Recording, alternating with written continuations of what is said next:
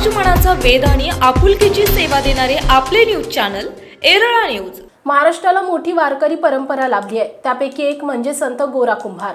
ते संत नामदेव आणि संत ज्ञानेश्वरांचे समकालीन मानले जातात। संत गोरा कुंभार यांनी अनेक अभंग लिहिले आहेत। ते विठ्ठलाचे मोठे भक्त होते।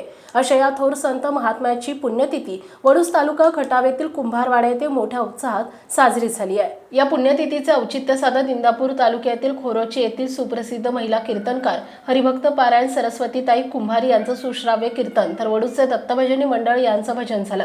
हरिभक्त पारायण सौ कुंभार महाराज यांनी संत गोरोबा काकांचा जीवनपट आपल्या कीर्तनातून सादर केला।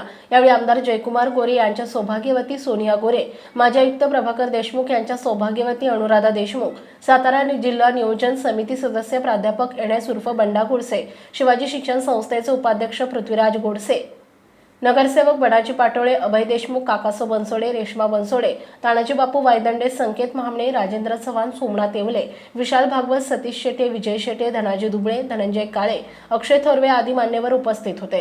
संत गोरोबा काकांच्या पुण्यतिथीनिमित्त गोरख खटावकर यांचे दाजी प्रदीप वाघमारे पुणे यांच्या वतीनं महाप्रसादाचं वाटप करण्यात आलं। ज्येष्ठ कार्यकर्ते श्रीकांत कुंभार, उपनगराध्यक्ष मनोज कुंभार, तालुकाध्यक्ष नितीन कुंभार, संजय कुंभार, चंद्रकांत कुंभार, राजेंद्र कुंभार, दत्तात्रय कुंभार, आनंद कुंभार, अक्षय कुंभार, मयूर कुंभार, रोहित कुंभार, सुधीर कुंभार, अनिकेत कुंभार, हेमंत कुंभार, अमोल कुंभार, लक्ष्मण कुंभार, गणेश कुंभार, बाळासो कुंभार, नामदेव कुंभार आदींनी कार्यक्रमाच्या यशस्वीतेसाठी परिश्रम घेतले। संजय कुंभार सर यांनी आभार मानले। रांगत रांगत रांगत लेकरू गोरोबा काकांजवळ आलं, पायाजवळ आलं, पण भान विसरून गेलेले गोरोबा काका।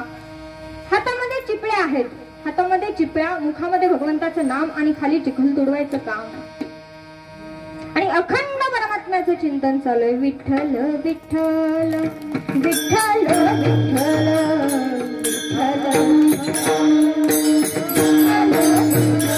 जग विसरून गेले, एवढे तल्लीन झाले। ते लेकरू आलं आणि भगवंताच्या गोरोबा काकांच्या पायाला धरू लागलं, पण गोरोबा काकांना भानच राहिलं। ते लेकरू तुडवल्या गेलं, पाया खाली आलं तरी काकांना भान नाही। काका भजनच करतायत, चिखलच तुडवतायत। देहाच्या आकांताना ते लेकरू ओरडू लागलं, रडू लागलं, तरीही काकांना भान नाही। भगवंताच्या भक्तीमध्ये एवढं तल्लीन व्हावं लागतं महाराज, तेव्हा कुठे भगवंत भेटतो। एवढे तल्लीन झालेले गोरोबा काका, ते एवढासा देह, तो एवढासा देह काही मिनिटातच महाराज बेशुद्ध झाला आणि बेशुद्ध झालेला देह चक्काचूर झाला। गोरोबा काकांना भानच नाही। बऱ्याच वेळानंतर तो अभंग आहे नाही, नवलाची गोष्ट ऐक सखई बाई, नवलाची गोष्ट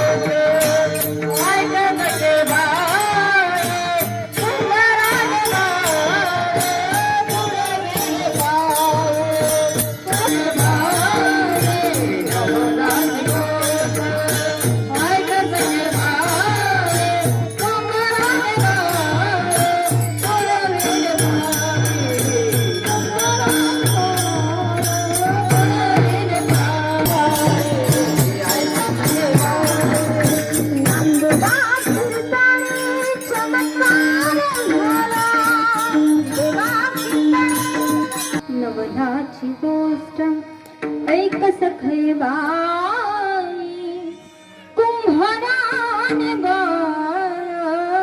तुडविले पायी हो नवलाची गोष्ट।